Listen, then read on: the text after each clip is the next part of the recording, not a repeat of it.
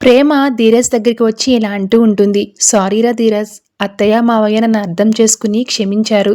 నువ్వు కూడా క్షమించరా అని అంటూ ఉంటుంది. లేదంటే నీ ముందు నాకు చాలా గిల్టీగా ఉంటుందిరా, దయచేసి నాతో మాట్లాడరా అని బ్రతిమలాడుతూ ఉంటుంది ప్రేమ. అయితే ధీరజ్ మాత్రం అస్సలు పట్టించుకోడు. తన పని తను చేసుకుంటూ ఉంటాడు. నువ్వు నాతో మాట్లాడకపోతే పిచ్చెక్కినట్టుగా ఉందిరా అని ప్రేమ అంటే, నువ్వు నాతో మాట్లాడుతుంటే చిరాగ్గా ఉంది అని అరుస్తాడు ధీరజ్. నువ్వు నా పక్కన ఉంటే కంపరంగా ఉంది, నువ్వు మాట్లాడుతుంటే అసహ్యంగా ఉంది అని ధీరజ్ అంటూ ఉంటాడు. తప్పైపోయిందని చెప్తున్నాను కదరా, ఎందుకింత బాధపడుతున్నావు అని ప్రేమ అంటుంది. ఏంటి బాధగా ఉందా అంటూ, మా నాన్నని అలా అనిపించావు ఇలా అనిపించావు అంటూ మళ్ళీ ప్రేమని దెప్పిపొడుస్తూ ఉంటాడు ధీరజ్. నువ్వు నాతో మాట్లాడొద్దని చెప్పాను కదా, పో పక్కకి, నా దగ్గరికి రాకు అని కసురుకుంటాడు ధీరజ్.